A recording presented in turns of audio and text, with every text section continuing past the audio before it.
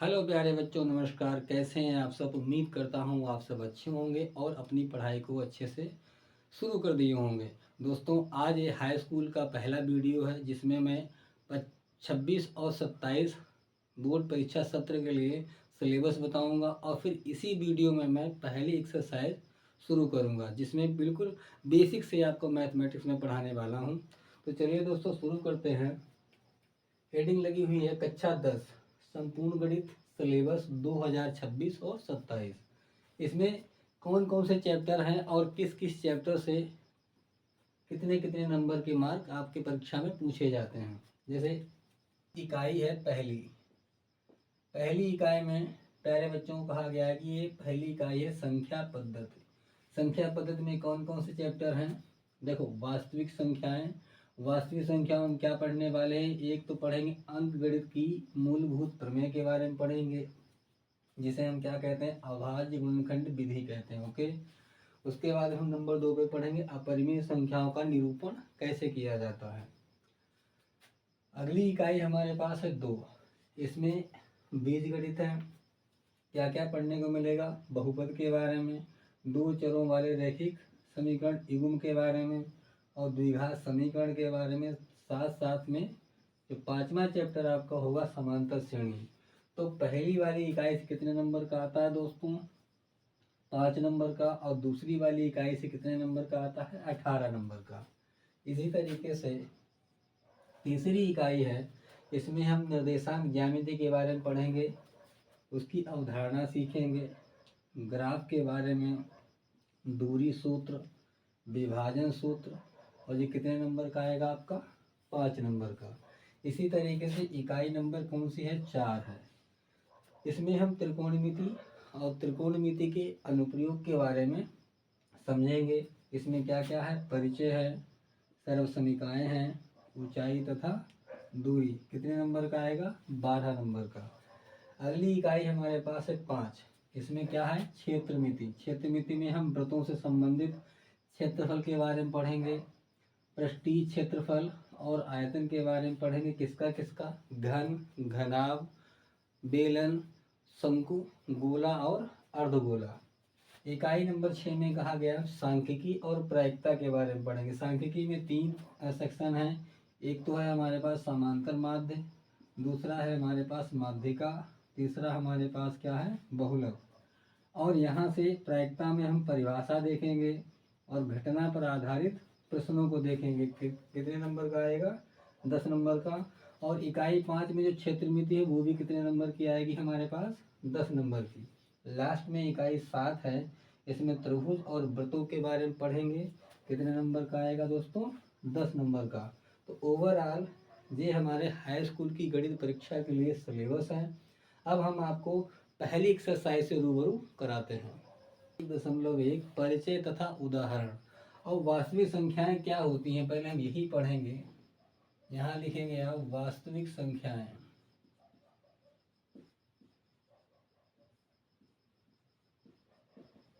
वास्तविक संख्याएं, इन्हें हम रियल नंबर कहते हैं। इनमें इनमें सभी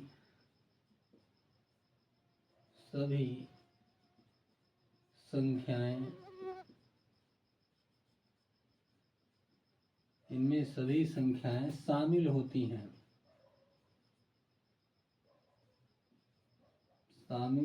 हैं।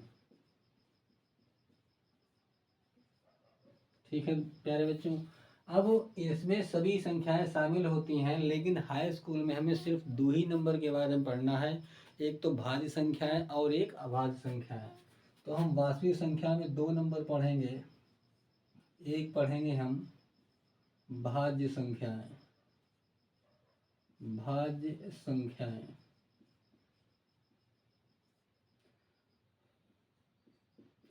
और दूसरी हमारे पास होती हैं अभाज्य संख्याएं।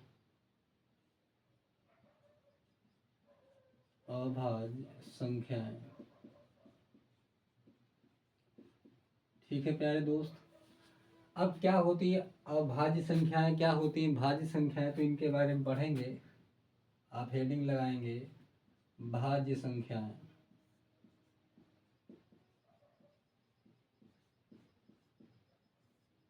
इनकी परिभाषा में लिखेंगे कि वे संख्याएं जो अपने आप से एक से और किसी अन्य संख्या से भी विभाजित हो जाएं वो क्या कहलाएंगी हमारे पास, भाज्य संख्याएं। तो यहाँ लिखेंगे आप वे संख्याएं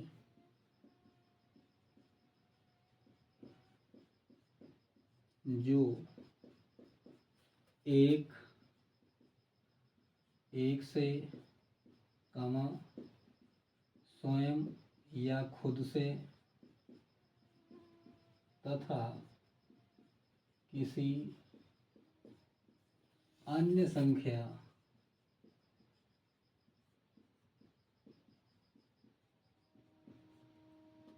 संख्या से विभाजित हो जाएं।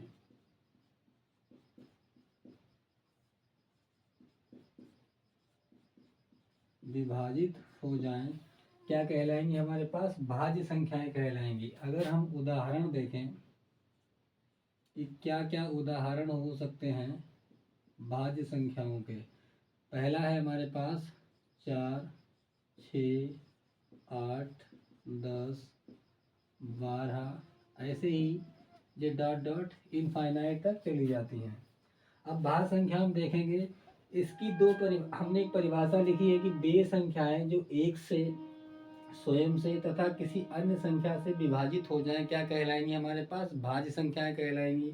या आप ऐसे पढ़ सकते हैं कि जो भाज्य संख्याएं होती हैं इनके 2 या 2 से अधिक गुणनखंड होते हैं। ठीक है, जैसे आप 4 को देखेंगे, 4 1 से विभाजित होगा, 4 2 से विभाजित होगा और 4 खुद अपने आप 4 से विभाजित होगा। इसी तरीके से अगर 6 को देखो तो 6 1 से विभाजित होगा, 6 2 से विभाजित होगा, 6 3 से विभाजित होगा और 6 अपने आप 6 से भी विभाजित हो जाएगा। आप 8 को चेक कर लो या 12 को चेक कर लो, 12 1 से विभाजित होगा, 2 से विभाजित होगा, 3 से विभाजित होगा, 4 से विभाजित होगा, 6 से विभाजित होगा और 12 अपने आप से भी क्या हो जाएगा दोस्तों, विभाजित हो जाएगा। तो ऐसी सभी संख्याएं जो एक से, खुद से और किसी अन्य संख्या से विभाजित हो जाती तो क्या कहलाती हैं, वे भाज्य संख्याएं कहलाती हैं। अगला पॉइंट हमारे पास है अभाज्य संख्याएं।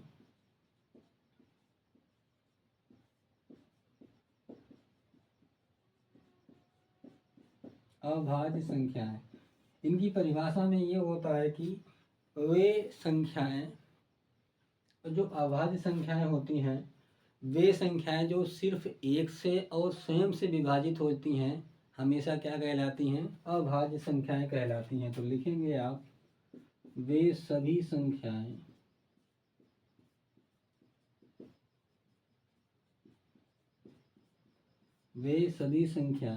जो एक तथा स्वयं से विभाजित होती हैं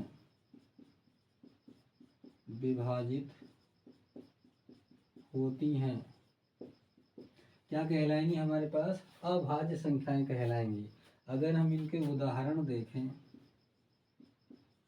तो उदाहरण में सबसे पहले हमारे पास कितना आ जाएगा, 2, 2 के बाद में 3, फिर 5, 7, 11, 13, ऐसे ये भी कहाँ कहाँ चलती जाएंगी, इन अनंत तक चलती जाएंगी। ठीक है, 2 को देखो आप, 2 पहली बात तो 1 से विभाजित होगा और 2 स्वयं 2 से विभाजित होगा। इसी तरीके से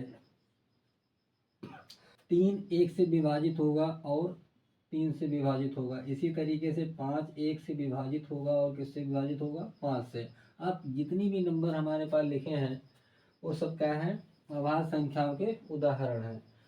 या तो आप ऐसे कह सकते हैं, ठीक है दोस्तों, कि वे सभी संख्याएं जो केवल और केवल एक से या स्वयं से विभाजित होती हैं क्या कहलाती हैं हमारे पास, अभाज्य संख्याएं कहलाती हैं। उनके उदाहरण आपके सामने लिखे हुए हैं। ठीक है, तो दोस्तों प्यारे बच्चों, यहाँ तक आपको अच्छे से समझ में आ गया होगा। प्यारे बच्चों, अब हम आपको सिखाने वाले हैं अंकगणित की मूलभूत प्रमेय के बारे में, कि क्या है, इसके बारे में क्या होता है, ये कैसे काम करती है। तो हम यहाँ पे हेडिंग लगा लेंगे अंकगणित की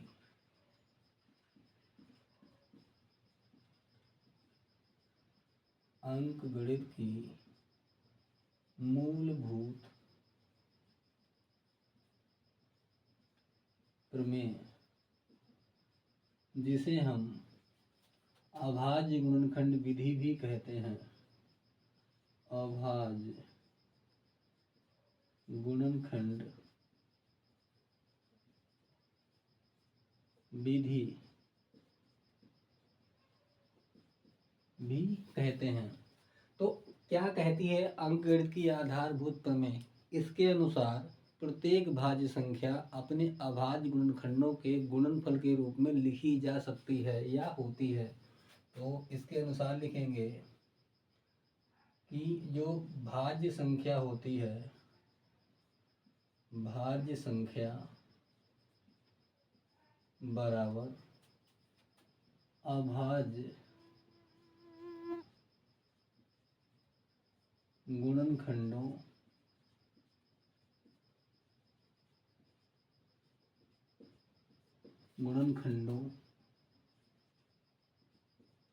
का गुणनफल।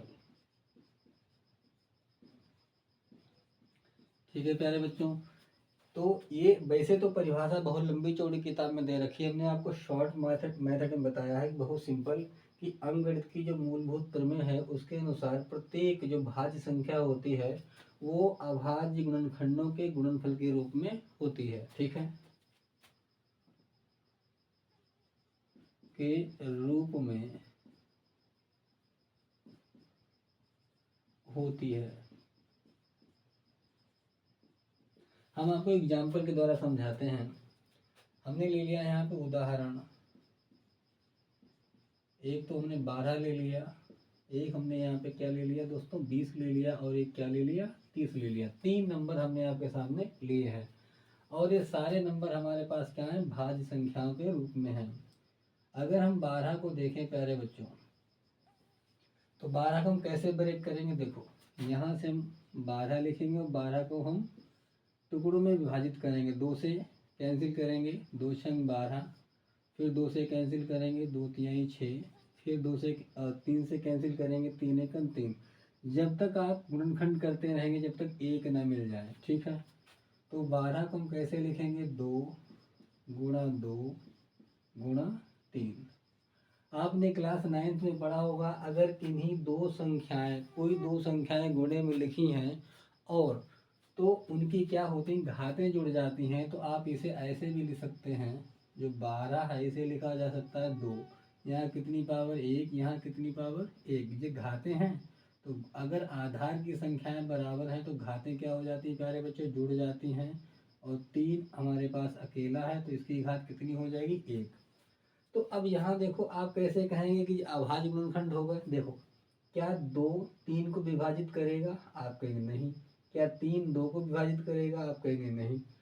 तो ऐसी संख्याओं के जो गुणनखंड टुकड़े होते हैं वो क्या कहलाते हैं? अभाज्य गुणनखंड कहलाते हैं। इसी तरीके से हम आपको 20 को समझाते हैं। यहाँ लिखेंगे आप 20,